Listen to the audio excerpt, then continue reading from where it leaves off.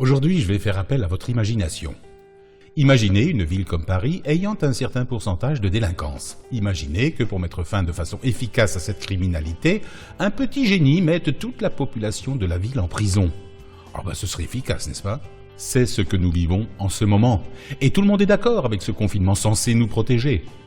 Personne ne trouve ça bizarre, au contraire, tout le monde trouve ça très bien. Pourtant, le nombre de malades continue d'augmenter. Le professeur Raoult avait dit que cette maladie est la plus facile à traiter. Effectivement, dès les premiers symptômes et après examen médical, traitement à l'hydroxychloroquine et la contagion s'arrête. Il a dit aussi qu'il était inutile de confiner la population. Le temps perdu par le gouvernement à vouloir contrer le professeur a fait mourir beaucoup de monde. Personnellement, j'ai plus confiance au professeur Raoult qu'aux membres du gouvernement qui s'en mêlent les pieds dans leurs mensonges. Je ne sais pas si vous êtes comme moi, mais je dois bien avouer que je suis en colère. Je suis en colère devant cette gigantesque escroquerie dont nous sommes victimes en ce moment. En plus, l'État gère l'épidémie par la répression. Nous sommes privés de nos libertés les plus élémentaires et on continue de nous taper dessus. Un système d'attestation de déplacement dérogatoire a été mis en place. Ces attestations ont déjà été transformées 3 fois. Un nouvel imprimé vient de se rajouter, le justificatif de déplacement professionnel, pour les personnes qui sortent pour aller travailler. Donc, cela augmente les possibilités de vous verbaliser si vous ne présentez pas la bonne attestation. Mais ce n'est pas tout.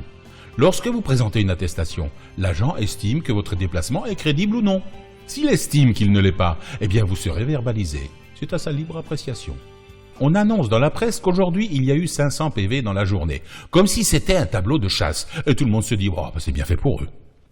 En revanche, dans les banlieues, où le confinement n'est pas respecté, pas de PV. Je ne sais pas pourquoi, peut-être pour ne pas les stigmatiser. Pourtant, nous sommes stigmatisés sans problème. Alors je me pose la question, et je n'ai pas la réponse. Et vous, qu'en pensez-vous? Le Premier ministre prédit que la fin du confinement sera progressif lorsque cette histoire sera terminée. On le comprend. Une aussi belle opportunité d'opprimer et de manipuler la population, avec son consentement en plus, c'est trop beau. On ne peut pas se priver d'une aussi belle occasion rapidement. Voici ma question. Relâcher tout le monde en même temps, serait-ce dangereux pour le gouvernement? Je ne sais pas. Qu'en pensez-vous? S'imagine-t-il qu'il y aura une révolution générale? Je n'en sais rien. Et vous, qu'en pensez-vous? Quels vont être les critères pour garder enfermée une catégorie de la population? Leur opinion politique? Leur âge?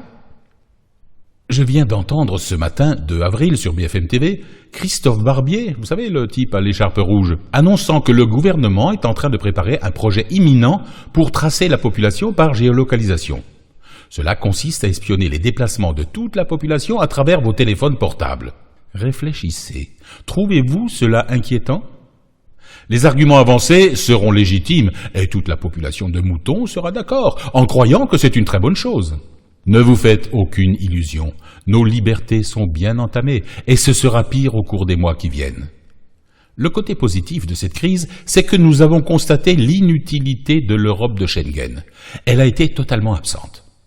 En fait, elle ne sert qu'à nous prendre notre souveraineté, à nous prendre notre argent et à se servir de nos dirigeants comme de marionnettes.